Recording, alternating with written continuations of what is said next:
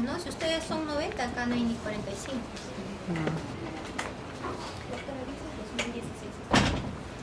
Sí. Ya.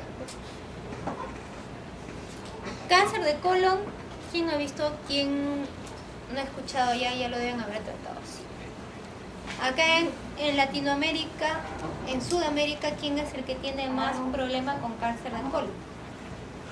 Dentro de lo que es Sudamérica. Argentina. Argentina tiene bastante y ha avanzado bastante en el estudio de lo que es el cáncer de colon, porque tienen mucho cáncer de colon que está asociado a la enfermedad, al cáncer de colon no polipósico, que es el Lynch. Ellos han desarrollado y han estudiado bastante y tienen un hospital gastroenterológico que es el Udaondo, es el que se dedica a estudiar a que estas personas que ya tienen antecedente, mamá con cáncer de colon, papá con cáncer de colon, hijo con cáncer de colon, esos pacientes son sometidos a estudios genéticos y suelen establecer que tienen Lynch. ¿Dónde en Sudamérica y en Latinoamérica está mejor estudiado el Lynch? Es en Argentina. La incidencia a nivel mundial ya la conocemos, donde es el tercero, el segundo lo que son mujeres y el tercero lo que es colon. En Perú solamente he logrado la que están recabar lo que ustedes están viendo hasta el 2005 de Lynch, ¿no? Que está lógicamente en aumento. ¿Y eso por qué? ¿Por qué está en aumento? Tenemos más síndromes no polipósicos de cáncer. ¿Es la dieta? Aquí la dieta, ¿no? No, los factores es la dieta. Siguiente. Los factores demográficos. Que sean varones, que tengan más de 50 años, que sean negros. Esos pacientes, de acuerdo a su demografía, son los que tienen más riesgo de hacer cáncer de colon. ¿Y a qué se refiere retroceder? ¿Y qué se refiere al patrón migratorio? Si un asiático migra a lo que es Argentina o migra a lo que es Estados Unidos, ¿tiene un factor de riesgo más solamente por ser migrante? Sí. ¿Por qué? Por la dieta. ¿Quiénes son los que consumen más carne en toda Latinoamérica? Es Argentina y es Estados Unidos. Entonces, solamente por la dieta, ese asiático tiene un factor de riesgo más para hacer cáncer de colon. Por eso es que dicen el patrón migratorio. Siguiente. Ahora, con respecto al tipo biológico, ¿los adenomas pueden convertirse en cáncer? Sí, dependiendo del tipo histológico que tenga, ¿no es cierto? Y si más si está asociada a una persona que tiene más de 50 años. Y ahora, ¿qué se refiere con lo que dice migración proximal? Que se ha visto que hay una nueva vía de mutación para lo que es la presencia del cáncer de colon. Antes solamente el cáncer de colon estaba muy asociado en el lado izquierdo. La mayor incidencia era en el lado izquierdo. Ahora se está viendo que es en el lado derecho por la presencia de la vía cerrada, que es otro tipo de mutación. Entonces eso se llama migración proximal, porque la parte del colon derecho, como está más cerca de lo que es el tubo digestivo, es más proximal, y la parte del descendente será llamado colon distal, ¿no es cierto? Siguiente, y acá quiero hacer una acotación. El que ustedes coman carne no es malo. Lo que está mal es el tipo de carne y la frecuencia y la cantidad con la que la comen, ¿no es cierto? Entonces, ¿qué es lo que dice la literatura? Que ustedes deben consumir tan solo 50 gramos a la semana. Y de carnes procesadas 2 veces por mes. O sea, de carnes procesadas estamos hablando de qué, embutidos, jamón y todo lo que ustedes quieran. Y las carnes, las otras, ustedes comen su guiso, el bistec. Entonces a veces uno dice, en el menú no me dan absolutamente nada, pues, pero con 50 gramos es suficiente para vivir. Entonces, el problema es cuando es el abuso de estas carnes. La OMS a la carne solamente no la ha puesto como netamente cancerígena. Y ahí hay un montón de factores por el cual nosotros podemos decir por qué no está. ¿Intereses comerciales? Sí, ¿no? Porque si yo soy dueña de de una gran cantidad de ganado y de eso me estoy haciendo millonario, pues pagaré a un laboratorio para que me diga un par de médicos, un par de biólogos, el que esté dedicado a ese estudio, a que me diga que no, ¿no es cierto? Pero sí, si ustedes comen grandes cantidades de carnes y de carnes procesadas, tienen más riesgo, ¿no es cierto? Si ustedes comen parrillada todos los días, el factor de riesgo se incrementará, que ustedes puedan desarrollar cáncer de colon, ¿no es cierto? Entonces sí, tómenlo en cuenta. No es necesario que coman grandes cantidades de carne para que ustedes puedan decir que están completamente nutridos. ¿Necesitamos las proteínas animales? Sí, las necesitamos, pero no en cantidades exageradas. ¿Qué es lo que qué es otro factor de riesgo para mí? Y es lo que está aumentando también ahora como una epidemia. Es la obesidad. La obesidad es factor de riesgo para cáncer de colon, cáncer de páncreas, cáncer de mama, ¿no es cierto? La obesidad es difícil de combatirla, sí, por eso es que es una epidemia. Es una, como lo comentaba con los alumnos en la mañana, es una adicción a la comida. Está tan comparada la obesidad a una adicción a la comida como la adicción a la amapola. Entonces es difícil de revertir esa enfermedad porque es una enfermedad, sí, es difícil de revertirla. Entonces se está comportando como un factor de riesgo para un montón de neoplasias. ¿Cuál es el otro factor que me lleva al cáncer? El cigarrillo, el tabaco. Factor de riesgo para todo: cáncer de estómago, cáncer de colon, cáncer de páncreas, cáncer de mama, cáncer de lengua, cáncer de faringe, cáncer de todo. Entonces realmente no necesitan fumar. El alcohol también. El alcohol también. ¿Qué es lo que a mí me protege? La actividad, ¿no? El hacer ejercicio. Con hacer ejercicio yo no le estoy diciendo pues que sean grandes trotadores, que hagan aeróbicos, que hagan pesas. Lo único que ustedes tienen que hacer es caminatas.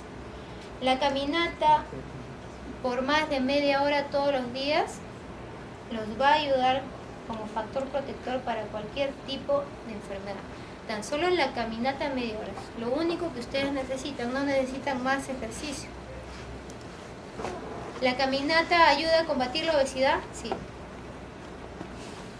Sí, tienen que empezar a caminar. Los obesos no pueden correr, no pueden empezar corriendo ni levantando pesas porque sostienen gran cantidad sus articulaciones. Entonces lo que ustedes tienen que decirle a sus pacientes que son obesos, en realidad es simplemente que caminen, no hay otro. Y otro factor de riesgo es la enfermedad inflamatoria intestinal, que ya lo hemos tocado. Siguiente. Los factores genéticos. Está la más común, la poliposis adenomatosa familiar, la que ya hablamos, el cáncer de colon no polipósico y Peus Jeghers, ¿no es cierto? Y la enfermedad inflamatoria intestinal también. Hemos tenido casos de Lynch. Realmente la enfermedad de Lynch en el Perú está poco estudiada. Hemos tenido varios casos de pacientes jóvenes en el hospital con cáncer de colon a los 30 años y que vuelven a hacer una recidiva de cáncer de colon 2 años después. Esos pacientes probablemente sean Lynch, ¿no? Son jóvenes. El problema es que el estudio genético es muy caro. Tuvimos hace como 2 meses, una señora que había tenido cáncer de colon y que había reingresado por un cáncer de páncreas. Entonces se sospechó de Lynch, se mandó el estudio genético a través del Hospital Neoplásicas y esa respuesta llegó después de 2 años. Y salió que era Lynch, ¿no? O sea, realmente para estudiar Lynch acá en el Perú es bastante difícil porque a pesar de que se hace a través del Hospital Neoplásicas, esto no se hace acá, se manda a Estados Unidos y en algunos casos a Canadá. Y la respuesta muchas veces demora hasta 1 año. ¿Por qué demoró 2 años con esta señora? Porque el envío, el transporte, al transportarlo se malogró la muestra. Entonces nuevamente, hasta que llegara la respuesta y le tomaron nuevamente la muestra y llegara la respuesta oficial, demoró 2 años. ¿No es cierto? Ahora, ¿por qué el INDEN no tiene un convenio con Argentina? No lo sé. Tiene un convenio con Estados Unidos. Siguiente. Y esto es lo que les hablaba, ¿no? Antes era la vía clásica, la vía mutagénica y ahora también hay la vía de los pólipos cerrados. La vía supresora está más en relación con los cánceres esporádicos, la mutadora está más en relación con los cánceres hereditarios. Eso no se olviden porque eso sí lo suelo preguntar en las preguntas, ¿no?, de su examen. Siguiente, la vía clásica, adenoma, carcinoma, tal cual, que no vamos a entrar en la parte molecular porque no nos corresponde, ustedes están en la parte de clínica. Siguiente, esto sí lo suelo preguntar. ¿Los pólipos son lesiones precancerosas? Hay algunos que no y hay algunos que sí. Los que son precancerosos son los que están relacionados típicamente con el tipo que es adenoma.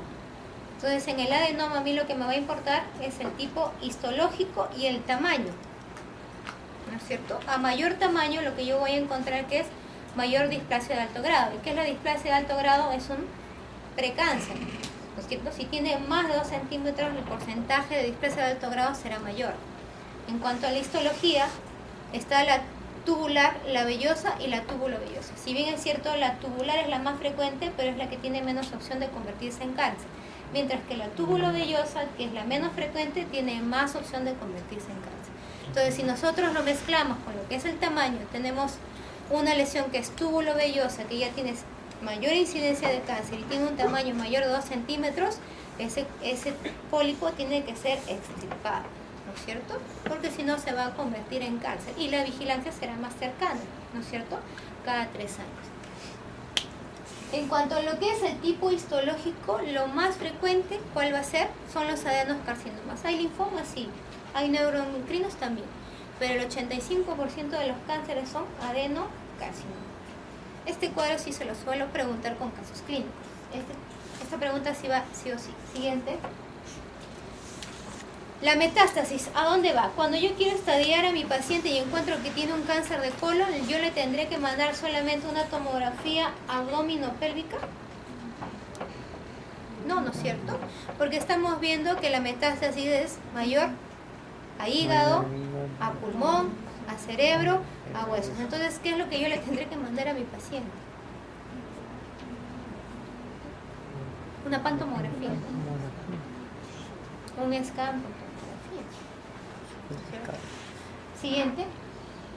El cuadro clínico. El cuadro clínico es variado. Un cáncer de colon en estadios tempranos, si le haces un estudio de Tevenon, puede captar sangrado microscópico, sí, probablemente esté relacionado con un cáncer temprano. El cáncer que da síntomas es el que ya está avanzado, ¿no es cierto? Y estos cánceres generalmente cuando lo diagnosticamos ya están tardíos, porque el paciente, ¿por qué viene?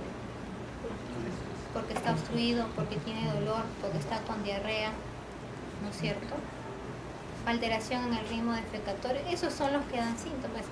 El cáncer avanzado es el que se diagnostica obviamente porque te da síntomas. Lo difícil de diagnosticar, ¿cuál es? El cáncer temprano. Eso es lo difícil de diagnosticar, el cáncer temprano. Siguiente. ¿Y dónde es más frecuente? Como les decía, que es en la parte izquierda, ¿no? La parte final del colon. Recién, a partir de hace 10 años, está empezando a salir lo que es los pólipos o las neoplasias de tipo cerradas. Entonces, poco a poco, las guías y los protocolos en cuanto a lo que es cáncer de colon van a ir cambiando.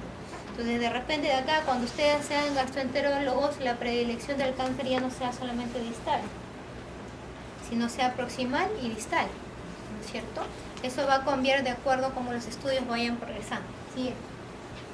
En cuanto al diagnóstico, ¿cómo lo haremos? Básicamente con biopsia. ¿Cómo saco la biopsia? Con colonoscopía, ¿no es cierto? ¿Qué es lo que a mí me favorece la colonoscopía? Uno, que puedo describir estructuralmente cómo es este tipo de cáncer, cuánto mide, cuánto ocupa de la luz, ¿no es cierto? A qué nivel está localizado, puedo describir si hay un sincrónico, o sea, quiere decir, si encuentro yo uno en el colon distal, en sismoides, de repente puedo con la colonoscopia encontrar uno en ciego, sí, o sea, esos son sincrónicos. puedo descubrir sincrónico, sí. Para eso me sirve la colonoscopia, sí. ¿Es la mejor opción? Sí, pero hay casos en los cuales yo no puedo realizar colonoscopia, dicen aquellos pacientes que tienen subestenosis o estenosis marcada. Entonces, en esos pacientes yo no puedo realizar una colonoscopia y tendré que completarla ¿con qué? Con imágenes, que puede ser de tomografía, radiografía varitada o una colonoscopia virtual, ¿no es cierto? A través también de un tomógrafo especial. Siguiente. Eso ya se los comenté. Siguiente. Y el estadiaje. El estadiaje básicamente va a estar a cargo del médico internista y del oncólogo, porque el gastroenterólogo hasta cuando diagnostica el cáncer es de su competencia. Una vez que diagnosticamos cáncer, pasará a oncología. Entonces, ¿cómo lo estadia el oncólogo? A través de imágenes, ¿no es cierto? Las imágenes, o le haces una tomografía o le haces una resonancia, pero lo que te va a establecer las imágenes son metástasis a distancia. Lo otro también que puedes usar es el PET scan, que es que te va a pintar las metástasis posibles, ¿no es cierto? Hacia dónde está, que puede ser a hueso, también lo puede captar, sí. Que no se puede ver en una tomografía o una resonancia, sí, para eso está el PET scan. Ahora, la econdoscopia, ¿qué papel juega en esto del estadiaje? En aquellos cánceres que son más de tipo distal, porque el econdoscopio solamente en la parte del colon puede entrar hasta lo que es recto y signo. ¿Puede ver metástasis a lo que es perilesional? Sí. ¿Metástasis a nivel de vasos ilíacos? Sí. ¿Me puede decir la econdoscopia en qué capa del colon está? Si está en mucosa, submucosa, está en serosa? Sí. Entonces, ¿tiene aplicación la econdoscopia? Sí, pero en el tipo de neoplasias distales, recto y signo. Siguiente. Y el estadiaje, básicamente hay varios sistemas de estadiaje. Los cirujanos, hay muchos cirujanos que trabajan con el DUX, pero el que universalmente se maneja es el TN, ¿no es cierto? El T me va a decir en qué capa de la pared del colon está. El N son ganglios y el M es metástasis a distancia. Y de acuerdo a lo que yo encuentre es que voy a decir qué estadio clínico está, ¿no es cierto? Y ahí está. Por ejemplo, si yo tengo un T1, N0, M0, estará en un estadio temprano, estadio clínico 1. Si yo tengo un T1, un T2, un N2, B, que significa qué tipo de ganglio está afectando regional, y tiene M0, o sea, no tiene ningún tipo de metástasis a distancia, lo que te quiere decir, estarás en un estadio 3B.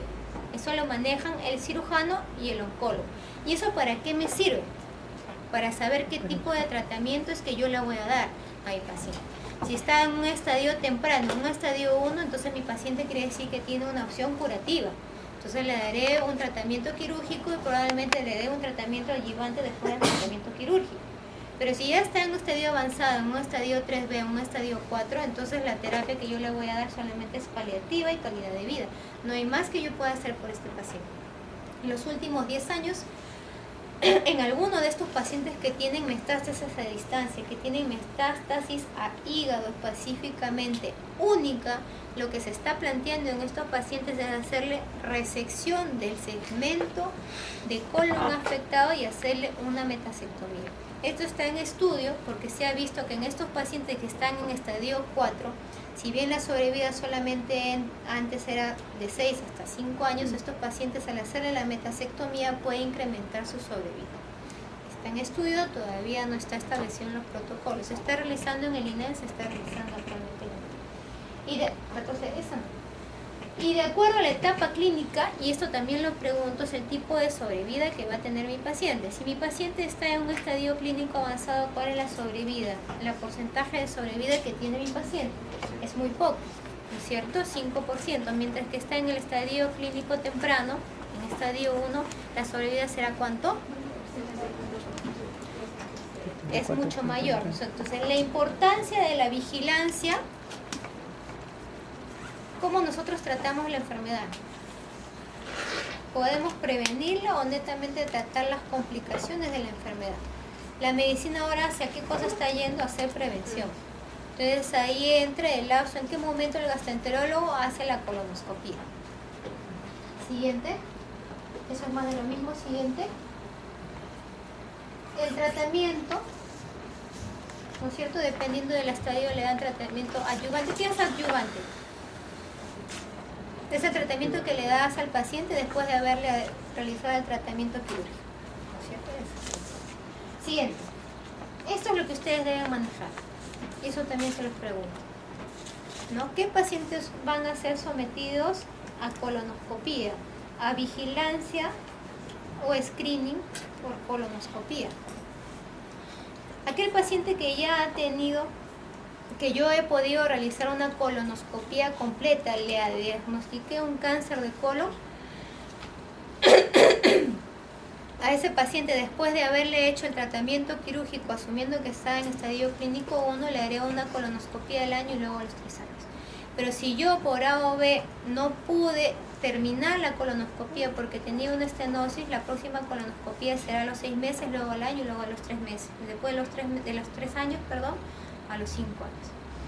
Eso es cuando ya el paciente tiene cáncer de colon, ¿no es cierto? En un paciente que ya ha tenido cáncer de colon. Pero ¿cómo hago la prevención a aquellos pacientes que presentan lesiones polipoideas? En aquellos pacientes que yo hago la colonoscopia y no encuentro absolutamente nada, cosa que es bastante raro, el colonoscopista que siempre encuentra algo es un buen colonoscopista. El que siempre encuentra colonoscopía normal, le falta más práctica.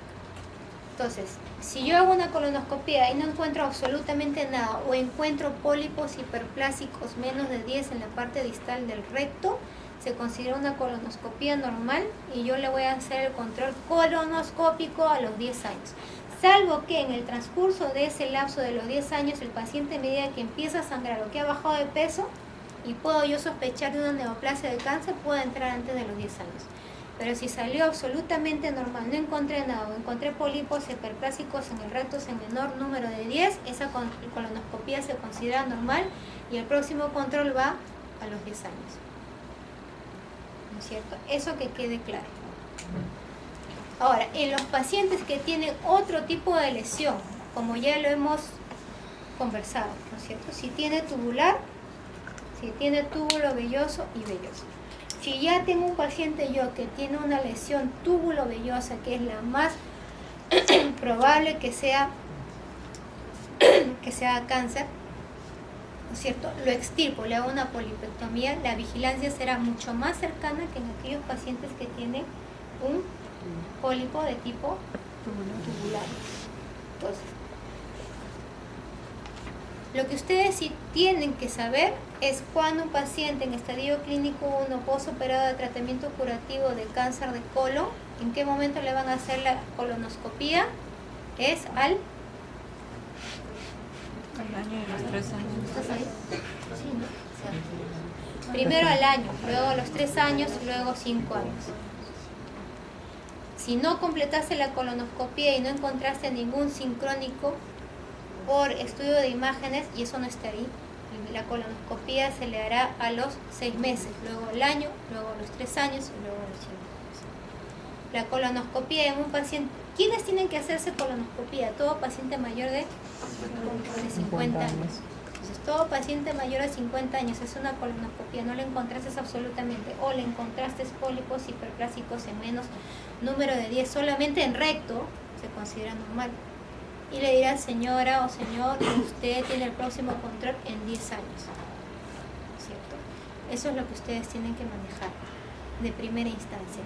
El resto del lapso es un poco difícil para ustedes saber en qué tiempo lo van a manejar, sí, porque no son gastroenterólogos. Pero por lo menos a grandes rasgos, los dos casos que les estoy mencionando deben manejar.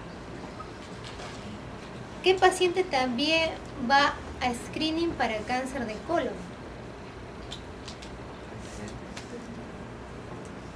Si tú tienes un papá que haya tenido un cáncer de colon a los 40 años, entonces tú como hijo, familiar de primer grado, tendrás que ir a un screening para cáncer de colon por colonoscopía, pero 10 años antes de la edad que presentó el caso índice. Si tu papá lo presentó a los 40 años, tú tendrás que empezar a ir a colonoscopía a partir de los 30 años.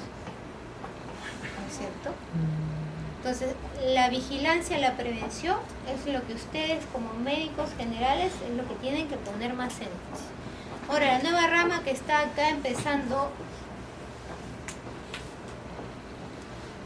a ser atractiva para ustedes los jóvenes es la medicina familiar. La medicina familiar está detectada, está enfocada básicamente en la prevención, ¿sí?